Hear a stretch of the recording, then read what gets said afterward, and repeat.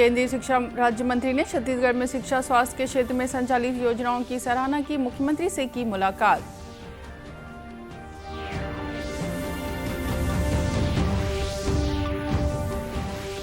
छत्तीसगढ़ में कम हुई मलेरिया की दर। विश्व मलेरिया दिवस के दिन नई दिल्ली में मिलेगा सम्मान।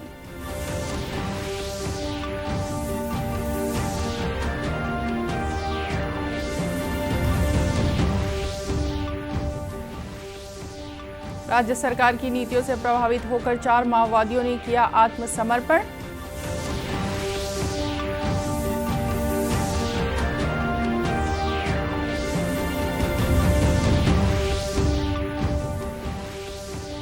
और आजादी की 75वीं वर्षगांठ पर स्वास्थ्य मेले का हुआ आयोजन। स्वास्थ्य परीक्षण के साथ आयुष्मान कार्ड भी बनाया गया।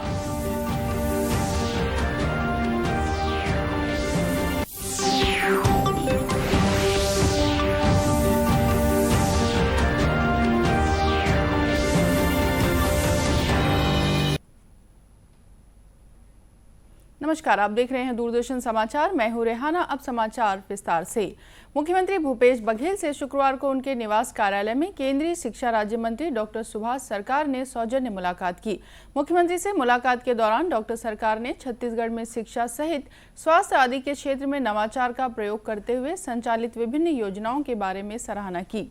इस अवसर पर छत्तीसगढ़ के उच्च शिक्षा, खेल एवं युवा कल्याण मंत्री उमेश पटेल भी उपस्थित थे। मुख्यमंत्री ने केंद्रीय शिक्षा राज्य मंत्री डॉक्टर सरकार को बताया कि छत्तीसगढ़ में बच्चों की शिक्षण व्यवस्था को सुदृढ़ बनाने के लिए अनेक कार्यक्रम चलाए जा रहे हैं। प्रदेश में विद्यार्थियों को प्रारंभिक शिक्षा की सुविधा उनकी पहुंच क्षेत्र में ही उपलब्ध करा दी गई है।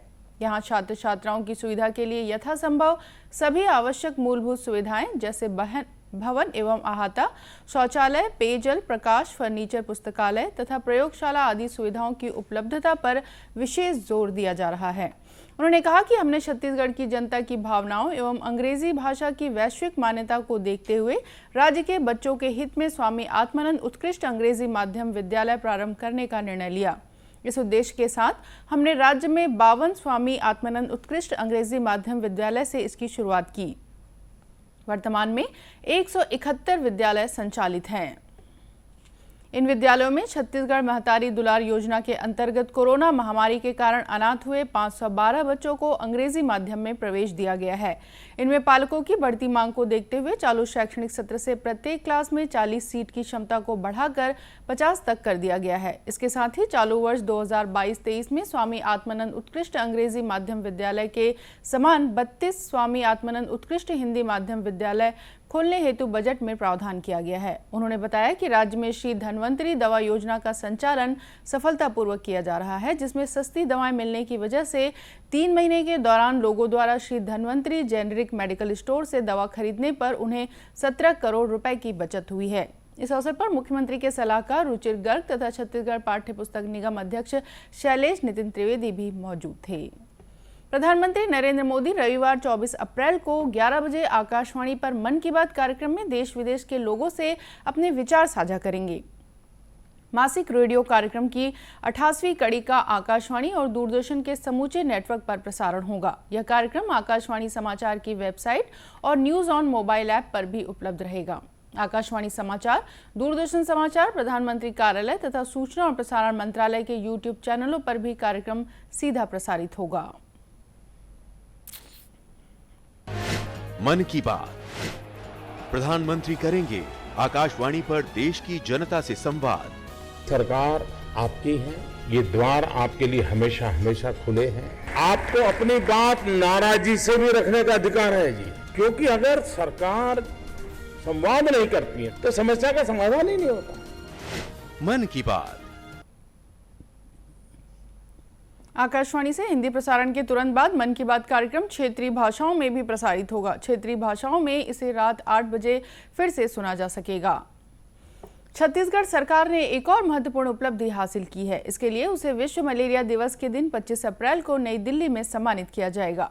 केंद्रीय स्वास्थ्य एवं परिवार कल्याण मंत्री मनसुख मंडाविया ने छत्तीसगढ़ को प्रदेश में मलेरिया के मामले में आई गिरावट के लिए सम्मानित करेंगे। छत्तीसगढ़ देश के उन राज्यों में से है जो मलेरिया उन्मूलन के क्षेत्र में पूरे देश में उत्कृष्ट प्रदर्शन कर श्रेणी 3 से सीधे श्रेणी 1 में पहुंच गया है।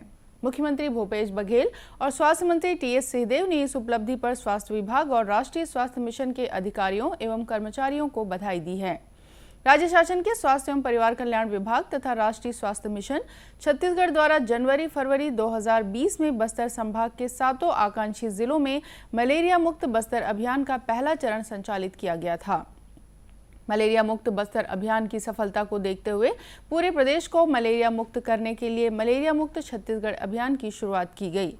अब तक प्रदेश में बस्तर संभाग में इस अभियान के 5 चरण व अन्य संभागों में 2 चरण संचालित किए गए हैं।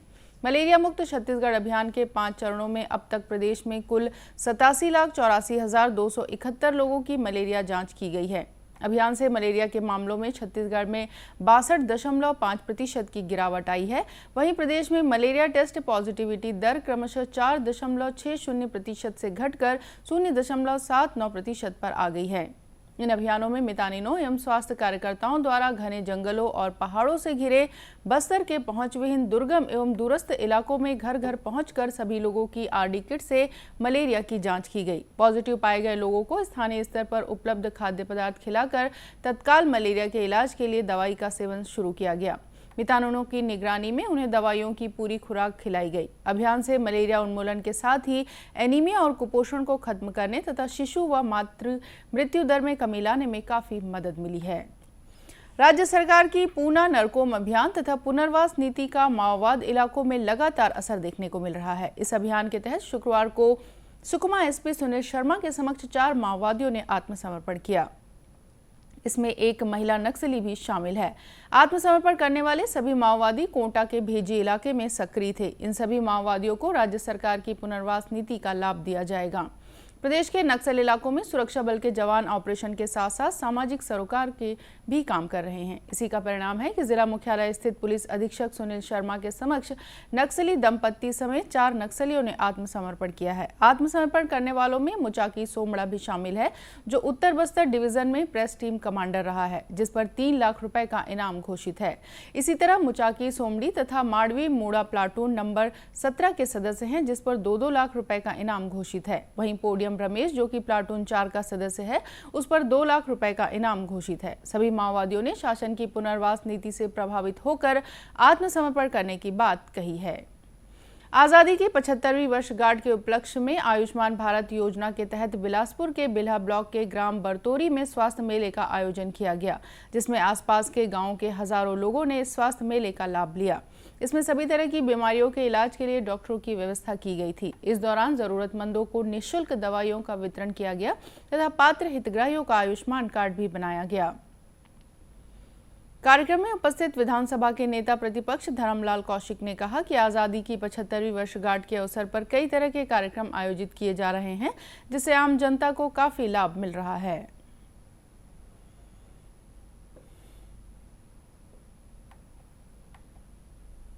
आज़ादी के 75वीं वर्षगांठ अमृत महोत्सव मना रहे हैं। विविध कार्यक्रम का आयोजन हो रहा है और उसमें से एक कार्यक्रम ये स्वास्थ्य मेले का आयोजन किया गया है। काफ़ी संख्या में लोगों को इसका लाभ मिलेगा। न केवल यहाँ पर जांच होगी, बल्कि जिनको रिफ़र करने लायक है, कैटेट का ऑपरेशन है तो उनको अस्पताल भेजेंगे, उनका फ़ोन नंबर ले रहा है। इसी प्रकार से अन्य बीमारी के हैं जो यहाँ दवाई दे रहे हैं, ठीक हो सकते हैं, उनको ठीक करेंगे और बाकी को बड़े अस्पताल में भेजने की आवश्यकता होगी तो उसकी भी व्यवस्था की जाएगी। एक बहुत अच्छा हमारे बीएमओ बिल्हा और हमारे चिकित्सक स्टाफ के द्वारा यहाँ पर आयोजन किया गया है। इस सफलता के लिए मैं उनको धन्यवाद देना चाहता हूँ। जिले के मुख्य स्वास्थ्य एवं चिकित्सा अधिकारी डॉक्टर प्रमोद महाजन ने बताया कि इस शिविर में स्वास्थ्य परीक्षण के साथ ही आयुष्मान कार्ड भी बनाया जा रहा है। की जांच हो रही है यहाँ पे, जो भी जांच होती है सभी है, हमारे यहाँ आयुष्मान कार्ड भी बन रहे हैं, वैक्सीनेशन भी हो रहा है और जो पैथोलॉजिकल टेस्ट होते वो रहे, मतलब हर डिपार्टमेंट के ईएनटी, आर्थो, सर्जरी, गायनी और सभी मतलब डिपार्टमेंट के डॉक्टर्स आए हुए हैं और हर गांव वालों को सुविधा के लिए हर जांच कर रहे हैं। गांव के लोगों का कहना है कि शिविर में सामान्य बीमारियों के इलाज के साथ जरूरी दवाइयां दी जा रही है तथा कई लोगों के आयुष्मान कार्ड भी बनाए जा रहे हैं। आए हैं यहाँ बरतौरी में लगा हुआ है स्वास्थ्य शिविर आयुष्मान भारत के तहत, और बहुत ही बढ़िया केंद्र सरकार का योजना रहा ये, जिसमें बरतौरी बरतौरी के साथ साथ आसपास के जितने गांव के हैं सबको बेनिफिट मिला है। आकर के ट्रीटमेंट करा रहे हैं, जो बिलासपुर में भटक रहे हैं वो यहाँ आके करा रहे हैं। बड़े सौभाग्य की बात है जो हमारे बरतौरी में केंद्र सरकार द्वारा ये योजना का वो आयोजन किया गया है।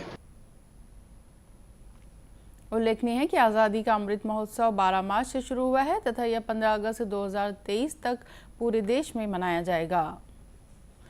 धमतरी के रुद्र स्थित एक्ट जेट फाउंडेशन संस्था दिव्यांग बच्चों के जीवन में उम्मीद की नई अलग जगा रहा है। दिव्यांगों के उत्थान एवं पुनर्वास के लिए संचालित इस संस्था में दिव्यांगों को खेलों के साथ अन्य दूसरी विधाओं में भी प्रशिक्षित किया जा रहा है। जन सहयोग से संचालित इस संस्था की स्थापना 4 महिलाओं ने किया है। संस्था की अध्यक्ष लक्ष्मी सोनी ने बताया कि उन्हें संस्था के लिए सरकार की तरफ से जमीन मिली तथा जन सहयोग से उन्होंने इसका निर्माण किया।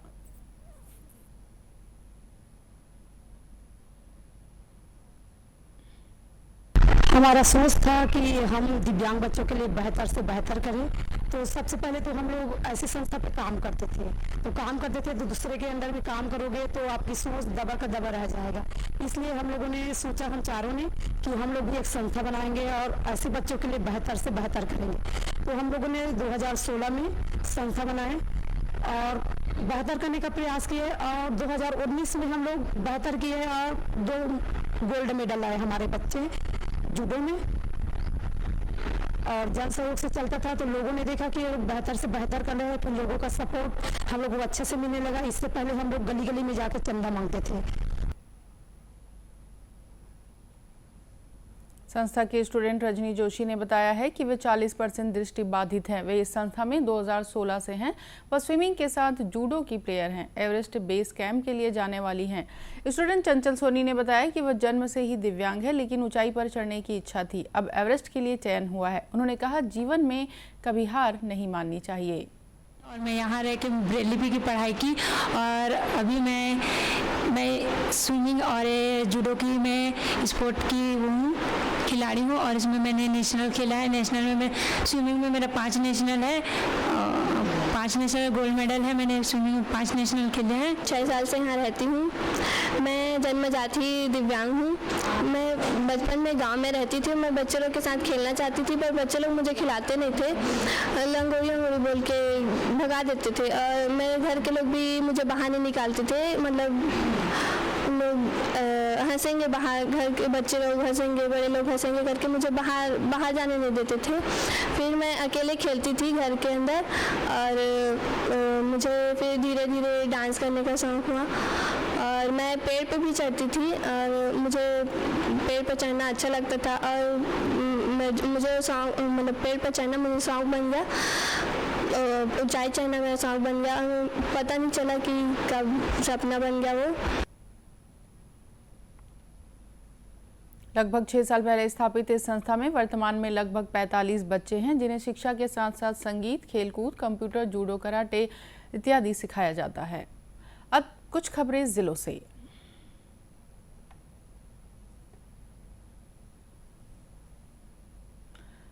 नई दिल्ली रेलवे बोर्ड के यात्री सुविधा समिति की 4 सदस्यीय टीम ने शुक्रवार को राजनांदगांव जिले के डोंगरगढ़ रेलवे स्टेशन पहुंचकर यात्री सुविधाओं का जायजा लिया। इस मौके पर उन्होंने कहा कि कोविड के कारण रुकी सभी एक्सप्रेस ट्रेनों का परिचालन 29 जून से सुचारू रूप से किया जाएगा।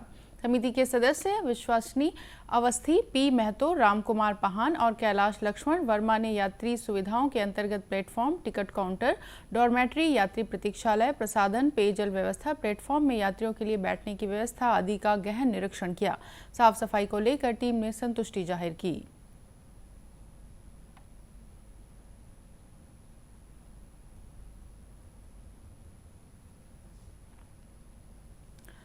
राजधानी रायपुर के धरना स्थल पर लंबे समय से बैठे विद्युत कर्मियों को पुलिस ने शनिवार सुबह खदेड़ दिया। इस दौरान पुलिस और संविदा विद्युत कर्मियों के बीच झूमाझटकी भी हो गई। दरअसल रायपुर के बूढ़ापारा इलाके में प्रदर्शनकारी विद्युत कर्मियों ने सड़क जाम कर आंदोलन शुरू कर दिया था। मौके पर पहुंचे पुलिस अफसरों ने काफी देर तक प्रदर्शनकारियों को समझाया, लेकिन जब बात नहीं बनी तो पुलिस की टीम उन्हें वहां से खदेड़ा और कई लोगों को रायपुर जेल परिसर में लाकर रखा गया। उल्लेखनीय है कि पिछले 42 दिनों से विद्युत कर्मी अपनी मांगों को लेकर धरने पर बैठे हैं।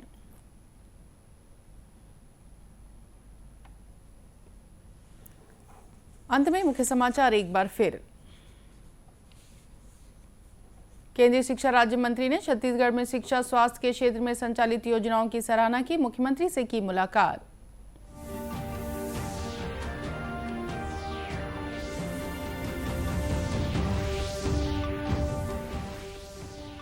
छत्तीसगढ़ में कम हुई मलेरिया की दर। विश्व मलेरिया दिवस के दिन नई दिल्ली में मिलेगा सम्मान।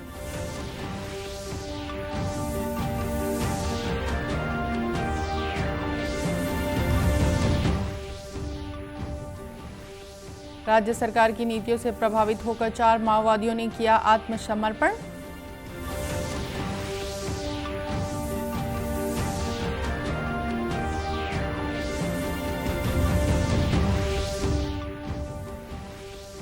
और आजादी की 75वीं वर्षगांठ पर स्वास्थ्य मेले का आयोजन। स्वास्थ्य परीक्षण के साथ आयुष्मान कार्ड भी बनाया गया।